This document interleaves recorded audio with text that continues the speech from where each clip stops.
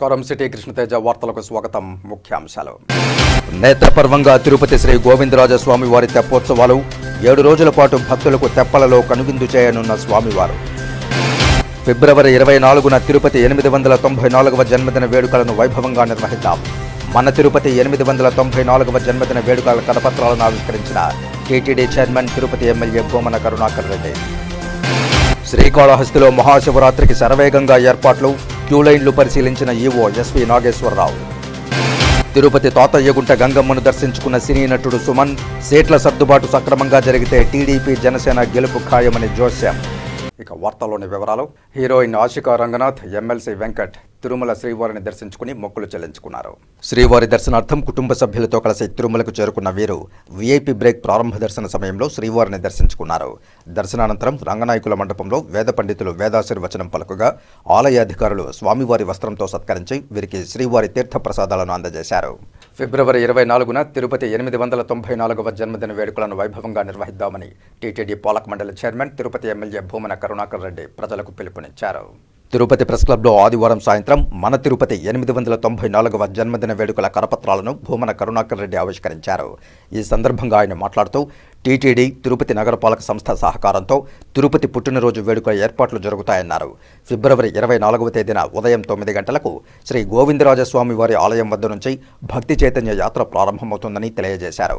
రాజకీయాలకు అతీతంగా అందరూ కలిసి తిరుపతి పుట్టినరోజును వైభవంగా నిర్వహించుకుందామని పిలుపునిచ్చారు. ప్రపంచంలో మనుషులు ఇంకా పెంపుడు జంతువులకు పుట్టినరోజు పండుగలు నిర్వహించుకుంటారు తప్ప ఊర్లు ప్రాంతాలకు జన్మదినమంటూ ఉండదని, అయితే 1130వ సంవత్సరం ఫిబ్రవరి 24వ తేదీన దివ్య ముహూర్తంలో జగద్గురు రామానుజాచార్యుల వారు శంకుస్థాపన చేసిన ఊరు మన తిరుపతి అని తెలియజేశారు. మొదట బ్రాహ్మణ అగ్రహారంగా, గోవిందరాజపురంగా, రామానుజపురంగా ప్రస్తుతం మన తిరుపతి భాసిల్లుతోందని అన్నారు. మన తిరుపతికి మాత్రమే జన్మదినం నిర్వహించుకునే మహద్భాగ్యం దక్కిందని సంతోషం వ్యక్తం చేశారు. భవిష్యత్తులో కూడా దీన్ని పరంపరగా కొనసాగించాలని విజ్ఞప్తి చేశారు. తిరుపతి ఆవిర్భావం గురించి గోవిందరాజస్వామి వారి ఆలయంలో సంస్కృతంలో చెప్పే మంత్రాల్లోనూ చారిత్రాత్మకంగా ఉన్న ఆనవాళ్లలోనూ ఉన్నాయని తెలియజేశారు. గత 2 ఏళ్లు తిరుపతి జన్మదిన వేడుకలు వైభవంగా జరిగాయని ఈ సందర్భంగా గుర్తు చేశారు. మన ఇళ్లలో పెరిగేటువంటి జంతువులకు కూడా కొద్దిమంది పుట్టినరోజు వేడుకలు జరుపుతూ ఉంటారు. కానీ ఒక నగరానికి పుట్టినరోజు ఒకటి ఉంది అన్నది ప్రపంచంలోనే ఒక్క తిరుపతికి మాత్రమే దొరికినటువంటి మహద్భాగ్యం. చరిత్రలో ఎన్నో గొప్ప నగరాలు ఉన్నాయి. క్రీస్తుకు పూర్వం 4000 సంవత్సరాల క్రితమే ఏర్పడ్డటువంటి నిప్పర్ ఇలాంటి నగరాలన్నీ కూడా కాలగర్భంలో కలిసిపోయాయి. చరిత్రకు అంది కొన్ని వందల సంవత్సరాలుగా ఉన్నటువంటి ప్రాచీన నగరాలు దేనికి కూడా ఫలానా సంవత్సరం ఈ నగరమో ఈ పల్లెనో ప్రారంభమయ్యింది అన్నదానికి ఆనవాళ్లు ఏమాత్రము కూడా లేవు. స్వామివారి పాదపీఠిక అయిన తిరుపతి నగరానికి మాత్రమే ఆ గొప్ప అవకాశం లభించింది స్వామి అనుగ్రహం కారణంగా. దీనికి రుజువుగా ప్రతిరోజు గోవిందరాజ ఆలయంలో ఒక మంత్ర పుష్పంలో ప్రతిరోజు కూడా ఈ 24/2/1130ని చెప్పే రీతిలో సంస్కృతంలో ఆ రోజు నుంచి ప్రారంభమయ్యింది అన్నటువంటి ఆనవాళ్లే కాకుండా గోవిందరాజ గోపుర శాసనాలలో కూడా ఆనాడు జగద్గురువుల వారు తన 108వ సంవత్సరం 120 సంవత్సరాలు బ్రతికినటువంటి ఆ మహానుభావుడు తన 108వ సంవత్సరం తిరుపతి పట్టణానికి విచ్చేసి వెంకటేశ్వర స్వామికి నిత్య పూజలు చేసేటువంటి అర్చకులకు నిలయంగా కొండ మీద నివాసత్వం ఉండటం కష్టం కాబట్టి తిరుపతికి దగ్గరగా ఉండే విధంగా వాళ్ళ కోసమని ఈ బ్రాహ్మణ అగ్రహారాన్ని స్థాపించినట్టుగా చారిత్రక ఆనవాళ్లు తెలుపుతున్నాయి. వేతనాలు పెంచాలని కోరుతూ సిఐటియు ఆధ్వర్యంలో చెవిలో పువ్వు, మోకాళ్లపై కూర్చుని నిరసన వ్యక్తం చేశారు.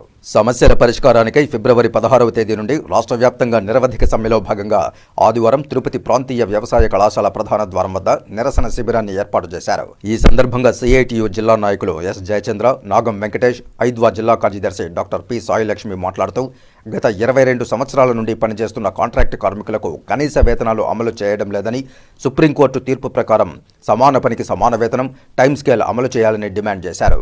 ప్రతి నెల జీతాలు ఇవ్వాలని, టైం స్కేల్ అమలు చేయాలని, ఈఎస్ఐ, పీఎఫ్ మరియు ప్రమాద బీమా 5 లక్షల రూపాయలు, ప్రసూతి సెలవులు, ప్రభుత్వ సెలవులు అమలు చేయాలని డిమాండ్ చేశారు.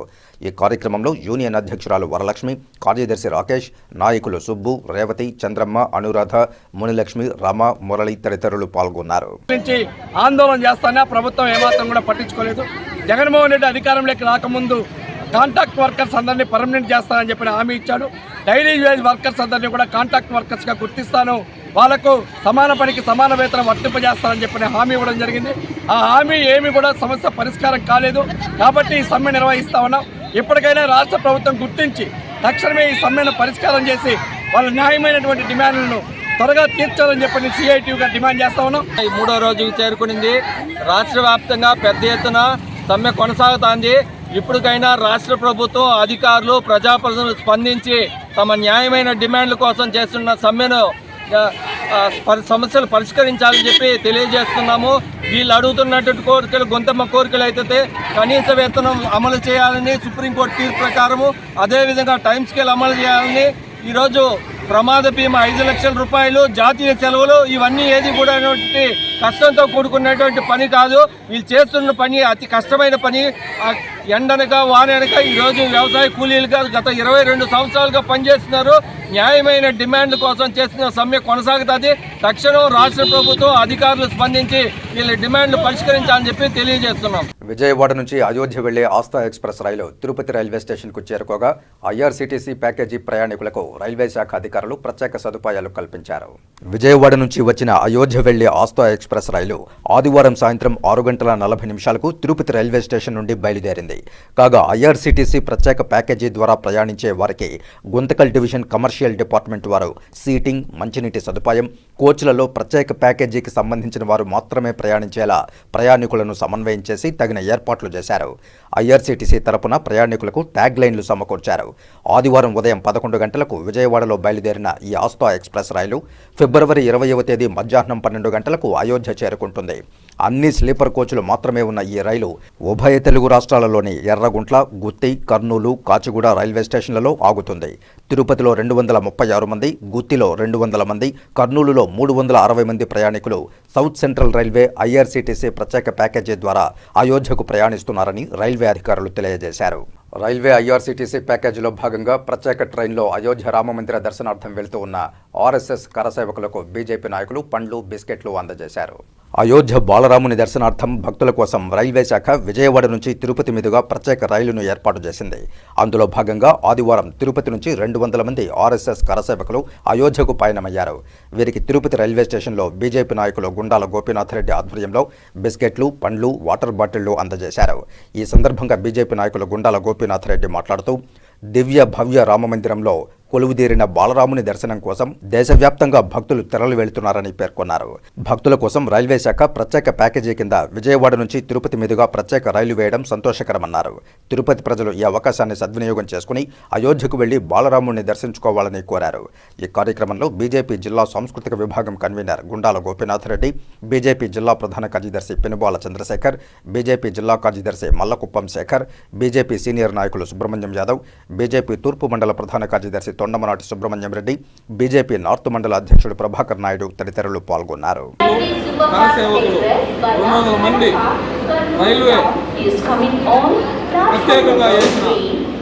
విజయవాడ జంక్షన్ నుంచి అయోధ్యకి ఆ ట్రైన్ ఈరోజు తిరుపతికి సాయంత్రం 6 గంటలకు వచ్చింది.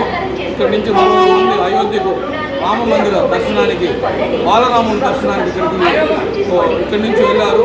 వారిని నమస్కరించుకుని వారికి పలహారాలు, పండ్లు, వాటర్ బాటిల్ ఇవ్వడం జరిగింది.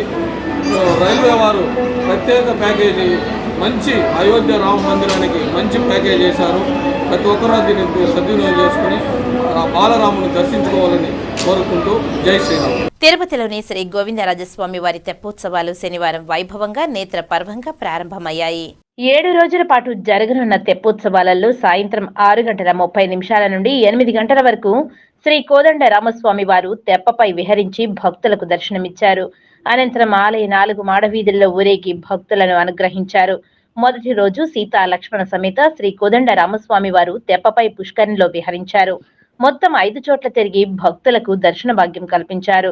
అదేవిధంగా ఆదివారం శ్రీ పార్థసారథి స్వామివారు తెప్పలపై 5 చోట్ల తిరిగి భక్తులను అనుగ్రహిస్తారు. ఈ సందర్భంగా టీటీడీ హిందూ ధర్మ ప్రచార పరిషత్ అన్నమాచార్య ప్రాజెక్టు ఆధ్వర్యంలో భజన్లు, హరికథ, సంగీతన కార్యక్రమాలు నిర్వహించారు. ఈ కార్యక్రమంలో AEO Munikrishna Reddy, superintendent Narayana, temple inspector Dhananjay, ఇతర అధికారులు పెద్ద సంఖ్యలో భక్తులు పాల్గొన్నారు.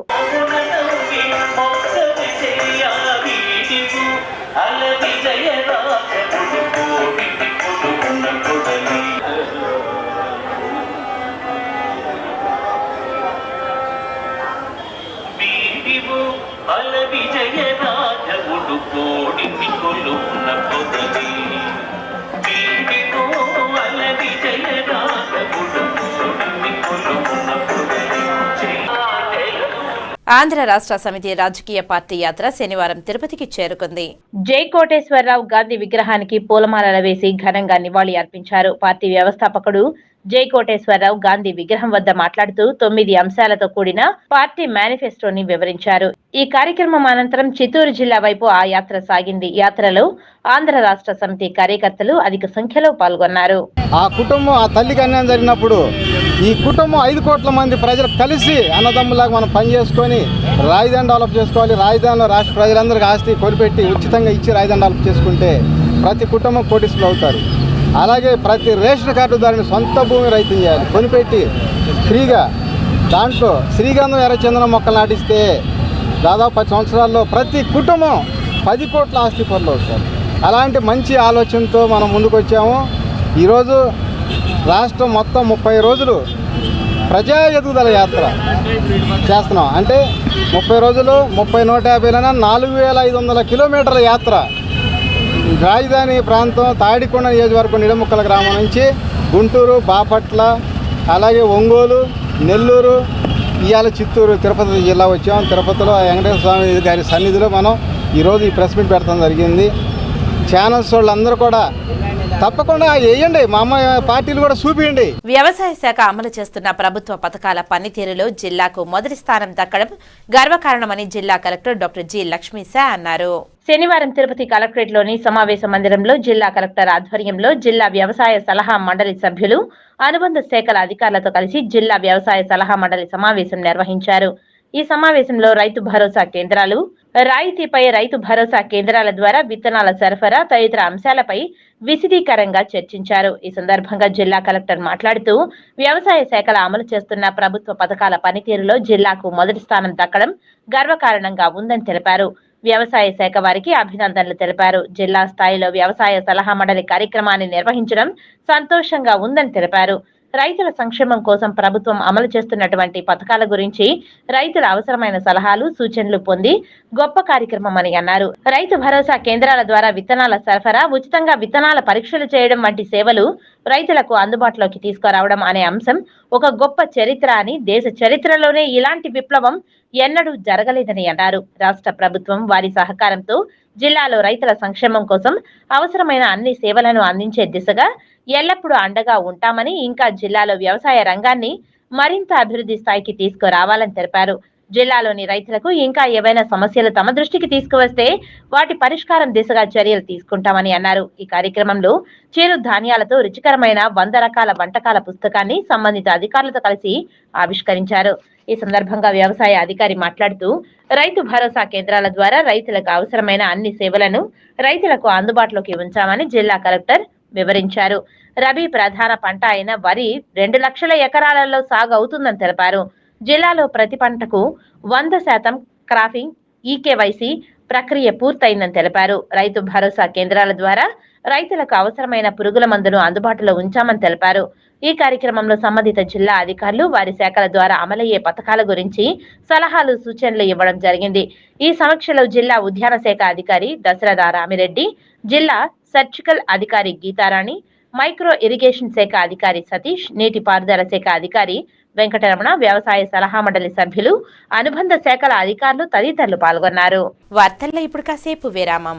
చెదలవాడ కృష్ణతేజ దంత వైద్య కళాశాల మరియు సూపర్ స్పెషాలిటీ ఆసుపత్రుల్లో అత్యాధునిక దంత వైద్య సేవలు అందుబాటులోకి తెచ్చారు. అన్ని దంత సమస్యలకు ఒకే చోట పరిష్కారం.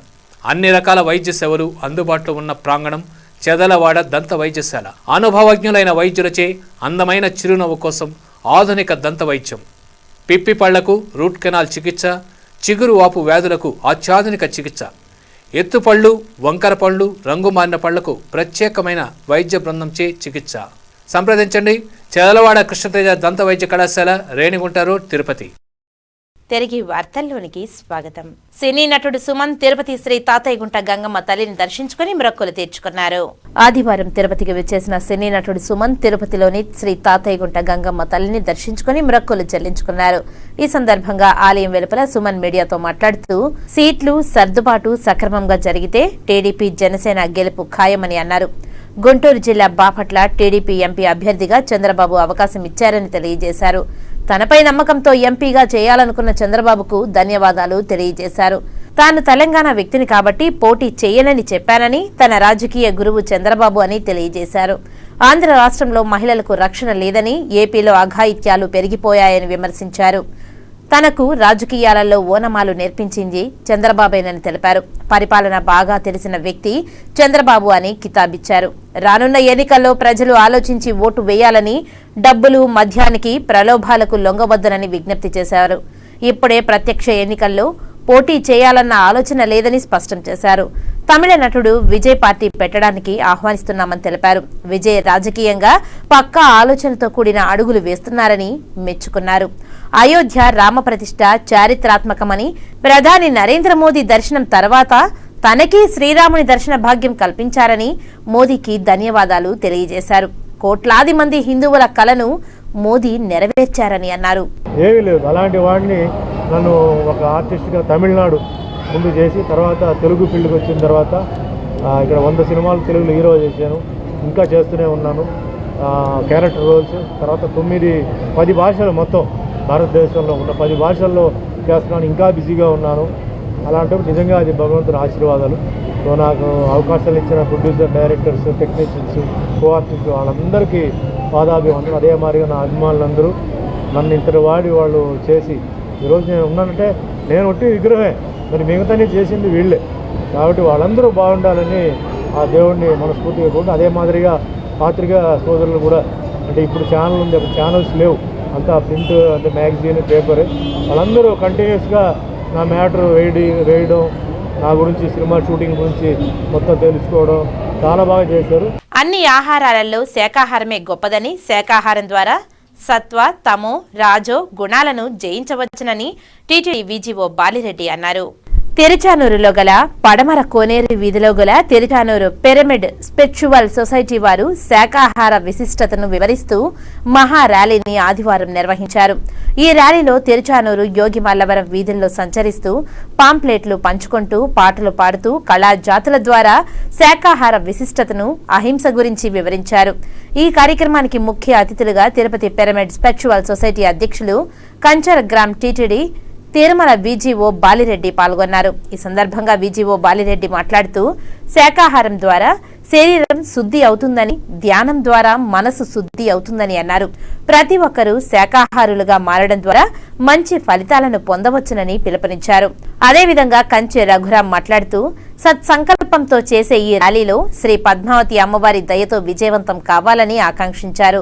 ఉత్తాహారమే భగవద్గీతలో చెప్పిన విధంగా ఉత్తాహారమే తీసుకోవాలని, ఉత్తాహారం అంటే యుక్తాహారమైనటువంటి శాకాహారమే తీసుకోవాలని పిలుపునిచ్చారు. ఈ కార్యక్రమంలో తిరుచానూరు పిరమిడ్ స్పిరిచువల్ సొసైటీ అధ్యక్షులు శ్రీమతి జీబీ ప్రసన్న, కార్యదర్శి టి ఎల్లయ్య, కోశాధికారి DK Ravi, senior pyramid master Ramji, pyramid ధ్యానులు, శాఖాహారులు తదితరులు పాల్గొన్నారు.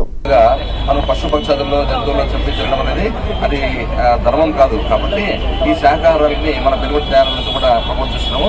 కాబట్టి కొండ మీద కూడా తిరుమల, మీకు అందరికీ తెలుసు, తిరుమల కొండ మీద కూడా అలిపిరి దగ్గర నుంచి తిరుమల కొండ మీద మొత్తం కూడా ఈ పూర్తిగా శాఖాహారమే, మాంసాహారం పూర్తిగా నిషేధించారు.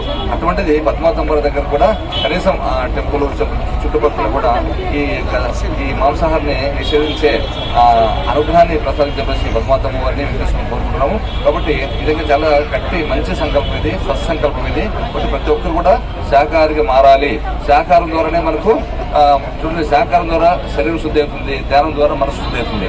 అంతేకాకుండా త్రిగుణాలు ఉన్నాయి, సత్వగుణము, రజోగుణము, తమోగుణము. కాబట్టి ఈ శాకాహారం వల్లనే ఈ సత్వగుణము అంతా మనకు వస్తుంది. కాబట్టి ఈ త్రిగుణాలు కూడా ఆహారం మీద ఆధారపడి కాబట్టి మనందరూ కూడా ఈ శాకాహారాన్ని ప్రమోట్ చేయాలని చెప్పేసి కోరుకుంటూ, యుక్తాహారం అంటే నీ శరీరానికి ఏది అనుకూలమో అది తినమండి, మాంసం తినమంది కాదు, ఇది కాదు. బాలరెడ్డి గారు చెప్పినట్లు కొండపైన మనకు అలిపిరి నుంచి పోతానే మన మాంసం కానీ గుడ్లు కానీ అన్ని అవాయిడ్ చేస్తున్నాం. అటువంటిది సాక్షాత్ అమ్మవారి చుట్టూ పక్కన కూడా అటువంటి ఆలోచన చేసి ప్రభుత్వం వారు చుట్టుపక్కల కూడా కొంచెం మంచి శాకాహార వాతావరణం, ఆధ్యాత్మిక వాతావరణం తీసుకొని రావాలని మేము మనస్ఫూర్తిగా కోరుకుంటూ ఇవాళ ఈ పద్మావతి స్పిరిచువల్ ట్రస్ట్ ద్వారా ఈ శాకాహార ర్యాలీని ప్రారంభించుకోవడం చాలా ఆనందంగా ఉంది. ఇది స్వామి వారి అనుగ్రహమే, పద్మావతి అమ్మవారి అనుగ్రహంతోనే ఈ కార్యక్రమం జరుగుతుంది. చాలా సంతోషం. ప్రతి ఒక్కరూ చక్కగా ధ్యానం చేసుకొని శాకాహారులై పిరమిడ్ కన్స్ట్రక్షన్ చేసుకొని అందరూ ఆనందంగా ఉండాలని కోరుకుంటున్నాం. దక్షిణ కాశీగా పేరుగాంచిన శ్రీకాళహస్తీశ్వర స్వామివారి దేవస్థానంలో త్వరలో జరగనున్న మహాశివరాత్రి బ్రహ్మోత్సవాల ఏర్పాట్లు శరవేగంగా కొనసాగుతున్నాయి.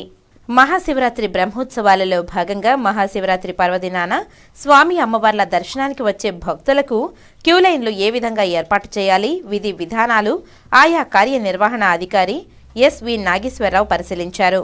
ఈ క్యూలైన్లు ఎలా ఏర్పాటు చేయాలని ఇంజనీరింగ్ శాఖాధికారులు ఈవోకు వివరించారు.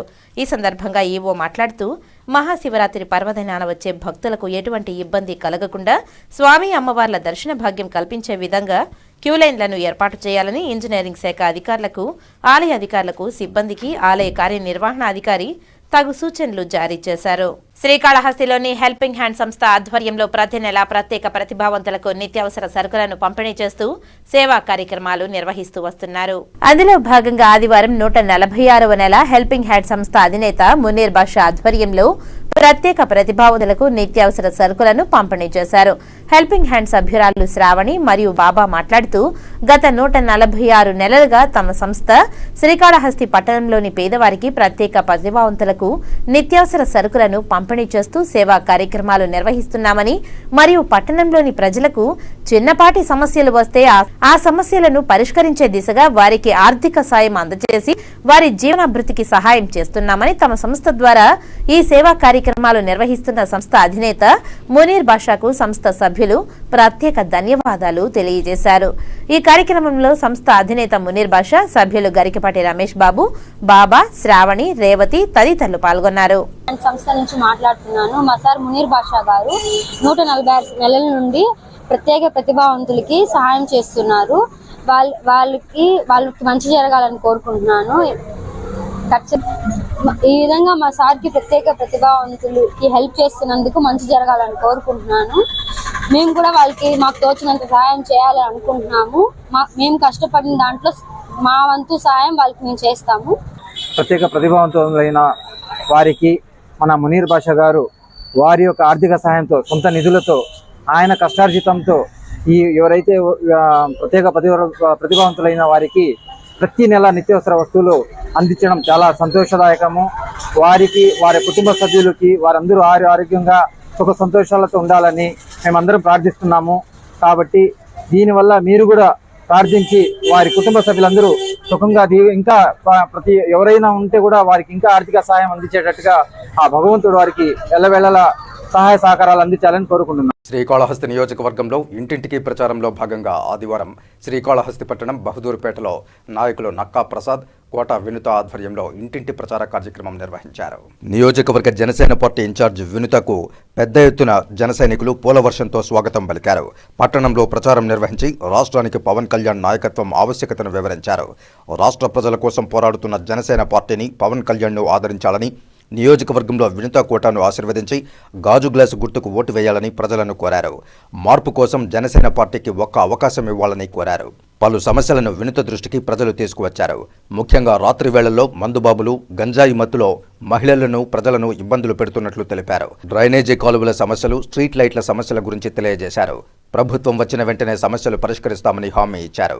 ఈ కార్యక్రమంలో పట్టణ ఇన్ఛార్జ్ తోట గణేష్, నాయకులు నక్కా ప్రసాద్, రఫీ, అఖిల్ సాయి, సుబ్బు, మునీంద్ర, ప్రధాన కార్యదర్శి పేట చిరంజీవి, ఐటీ కోఆర్డినేటర్ కావలి శివకుమార్, మండలాధ్యక్షుడు దండి రాఘవయ్య తదితరులు పాల్గొన్నారు. శ్రీకాళహస్తీశ్వరుని Himachal Pradesh high court chief judge Ramachandra Rao దర్శించుకుని మొక్కులు చెల్లించుకున్నారు. దక్షిణ కాశీగా పేరుగాంచిన శ్రీకాళహస్తీశ్వర స్వామి వారి దేవస్థానానికి Himachal Pradesh high court chief judge Ramachandrarao కుటుంబ సభ్యులతో ఇచ్చేశారు. వారికి ఆలయ అధికారులు స్వాగతం పలికి శ్రీ జ్ఞానప్రసూనాంబికా సమేత శ్రీకాళహస్తీశ్వర స్వామి వారి ప్రత్యేక దర్శనం చేయించారు.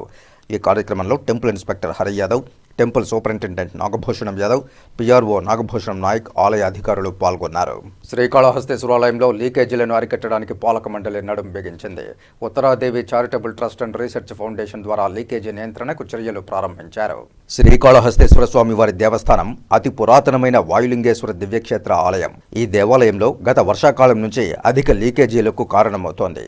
ఈ లీకేజీలు అరికట్టడానికి పూణేకు చెందిన శ్రీమతి ఉత్తరాదేవి చారిటబుల్ అండ్ రీసెర్చ్ ఫౌండేషన్ అధినేత బి వెంకటేశ్వరరావు వారి సొంత నిధులతో లీకేజీలను అరికట్టడానికి చర్యలు ప్రారంభించారు. పూణేకు చెందిన నిపుణులు కూడా పరిశీలించారు. ఈ పరిశీలనలో శ్రీకాళహస్తీశ్వర స్వామివారి దేవస్థానం ధర్మకర్తల మండలి అధ్యక్షులు అంజూరు శ్రీనివాసులు, అలాగే దేవస్థానం ఇంజనీరింగ్ శాఖ అధికారులు పాల్గొన్నారు. ఈ సందర్భంగా దేవస్థానం ధర్మకర్త మండలి అధ్యక్షులు అంజూరు తారక శ్రీనివాసులు మాట్లాడుతూ శ్రీకాళహస్తీశ్వర స్వామివారి దేవస్థానంలో గత వర్షాకాలంలో దేవాలయం లోపల అంతటా అధికంగా లీకేజీలు ఏర్పడ్డాయని తెలియజేశారు. ఆ లీకేజీల నియంత్రణకు దేవస్థానమే నిధులు మంజూరు చేయాల్సిందిగా పాలక మండలి సమావేశంలో తీర్మానించారని తెలిపారు. అయినప్పటికీ పార్లమెంటు సభ్యులు గురుమూర్తి, అలాగే శ్రీకాళహస్తి శాసనసభ్యులు బియ్యపు మధుసూదన్ రెడ్డి సహకారంతో పూణేకు చెందిన శ్రీమతి ఉత్తరాదేవి చారిటబుల్ అండ్ రీసెర్చ్ ఫౌండేషన్ ద్వారా 4,60,00,000 రూపాయల సొంత నిధులతో పురాతనమైన దేవాలయాలు కాపాడే పద్ధతిలో కాంక్రీట్ సిస్టమ్ కాకుండా పటిక బెల్లం, గళ్ల సున్నం, కరక్కాయ, సురికి, మెత్తటి ఇసుక వీటి మిశ్రమంతో ఈ నెల 18వ తేదీన పనులు ప్రారంభించారన్నారు. పూణేకు చెందిన నిపుణులు కూడా పంపించడం జరిగిందని తెలిపారు. అదేవిధంగా వారి పరిశీలన కూడా లీకేజీ నియంత్రణకు కావాల్సిన చర్యలు ఏ విధంగా చేపట్టాలని పరిశీలించారు. అదేవిధంగా గతంలో వారు కూడా అనేక పురాతనమైన దేవాలయాలు కూడా పునరుద్ధరించారని, కాబట్టి వారికి దేవస్థానం ఇంజనీరింగ్ శాఖ అధికారులు పూర్తిగా సహకరించాలని కోరారు. ఎన్నో సంవత్సరాలుగా లీకేజీ నియంత్రణ పనులు నిలిచిపోతూ ఉన్నా ఈ కార్యక్రమానికి మునురత్నం రెడ్డి అనే మిత్రుడి ద్వారా ఈ పనులు పూర్తి చేయడం జరుగుతోందని అన్నారు.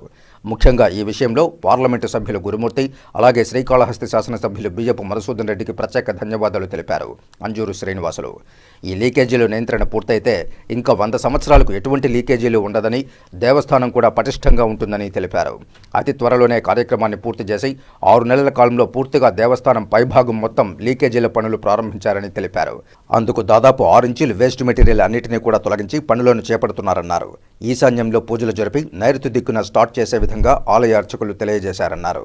ఈ కార్యక్రమంలో దేవస్థానం శాఖ అధికారులు, executive engineer Nungaratnamma, AEO Dhanapal, AEO Kishore, AE Sivakishore మరియు పూణేకు చెందిన నిపుణులు, దేవస్థాన సిబ్బంది తదితరులు పాల్గొన్నారు. శ్రీకాళహస్తీశ్వర వాయులింగేశ్వర దివ్యక్షేత్రంలో నెలకొని ఉన్న 1000 లింగాల కోన వద్ద గిరి ప్రదక్షిణ రోడ్డులో 2 కిలోమీటర్ల మేర రోడ్డుకి ఇరువైపులా 280 కదంబ చెట్లను శ్రీకాళహస్తి పట్టణ వాస్తవ్యులు దివంగత తేగల కోటేశ్వరరావు కుమారుడు తేగల హేమంత్ కుమార్ వారి మిత్ర బృందం కలిసి 280 కదంబ చెట్లను శ్రీకాళహస్తీశ్వర స్వామి వారి దేవస్థాన ధర్మకర్తల మండలి అధ్యక్షులు అంజూరు తారక శ్రీనివాసుల ఆధ్వర్యంలో దేవస్థానానికి అందజేశారు. ధర్మకర్తల మండలి అధ్యక్షులు అంజూరు తారక శ్రీనివాసులు మాట్లాడుతూ తల్లి జ్ఞానప్రసూనాంబికా దేవికి కదంబ పుష్పం అత్యంత ప్రీతికరమైనదని, అమ్మవారి కోసం తేగల హేమంత్ కుమార్ దేవస్థానానికి అందజేశారని తెలిపారు. వీటిని గిరి ప్రదక్షిణ మార్గంలో సుమారు 2 కిలోమీటర్ల మేర రోడ్డుకు ఇరువైపులా కదంబ చెట్లను నాటడం జరిగిందన్నారు. వాటి నిర్వహణ బాధ్యతలను దేవస్థానం అధికారి శివకుమార్కు అప్పగించామన్నారు. నిరంతరం దేవస్థానం తరపున వీటిని పర్యవేక్షించి చెట్లకు నీళ్లు పోయడానికి నిర్వహించే విధంగా అధికారులకు ఆదేశాలిచ్చామన్నారు.